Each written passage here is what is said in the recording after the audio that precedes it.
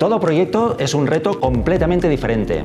Hay algunos que son más difíciles que otros, pero el que hoy os presentamos aquí tenía la gran dificultad de hacer llegar la luz natural hasta la cocina. Había una gran pared que nos lo impedía. ¿Quieres ver cómo lo resolvimos? Pues acompáñame y te lo mostraré.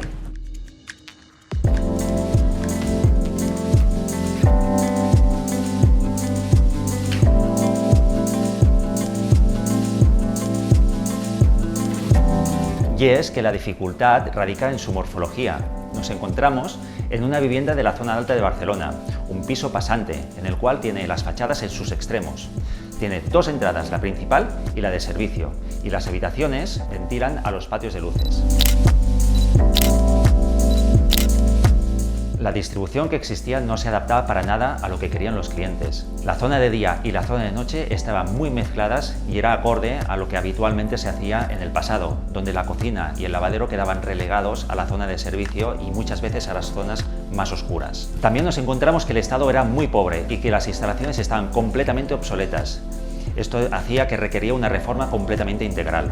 Otro de los muchos condicionantes que nos dijeron los clientes es que querían pisar un suelo de madera natural, menos en las zonas húmedas, cocinas y baños. Para poder hacer la nueva distribución teníamos varias limitaciones. Por un lado, las fachadas, que quedan en los extremos.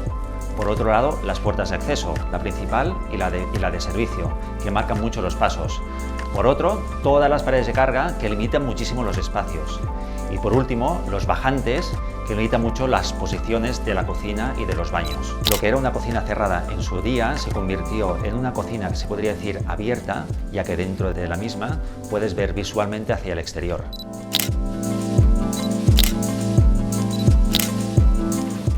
Para el suelo de toda la casa instalamos un parquet de roble envejecido. Para diferenciar las zonas nobles del pasillo y de las habitaciones utilizamos una pieza tipo Versalles de una pieza larga. Esta también nos servía para poder enfatizar el pasillo donde nos encontramos ahora.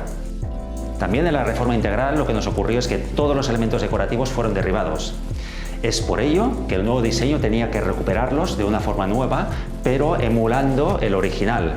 Así que todas las puertas, tapetas, cornisas, molduras o zócalos tenían que ser diseñados como fueran originalmente. Nos encontramos en la habitación de matrimonio. Aquí los clientes querían tres espacios bien diferenciados. Por un lado el vestidor, que es donde nos encontramos ahora y está justo en la entrada. Y por otro lado la zona de descanso y el baño.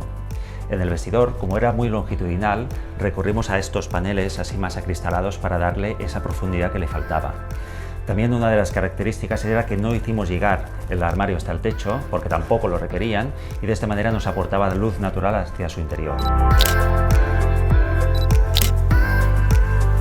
Por otro lado teníamos la zona de descanso, que tendríamos la cama y lo que sería un diván que estaría ubicado en la tribuna.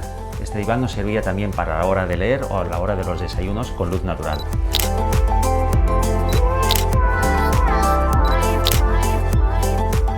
Y por último nos encontramos con el baño. Aquí los clientes querían una zona que fuera muy recogida y muy íntima. Es por esto que recurrimos al microcemento, que nos da esta continuidad y nos da esta sensualidad que a nosotros nos gusta mucho. En la zona del lavabo sí que le hicimos en Corian para resaltar la luz y potenciarla al máximo, y el mueble inferior lo hicimos a medida en madera de roble. Por la parte de atrás sí que ubicamos la zona de ducha y el inodoro. Los clientes querían un ambiente fresco y joven.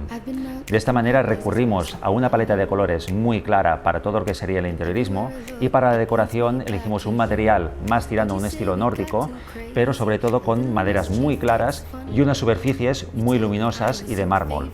Lo que queríamos conseguir con todo esto es potenciar la luminosidad que nos llegaba por la fachada y adentrarla hacia el interior de la vivienda. There's one thing on my mind. In those times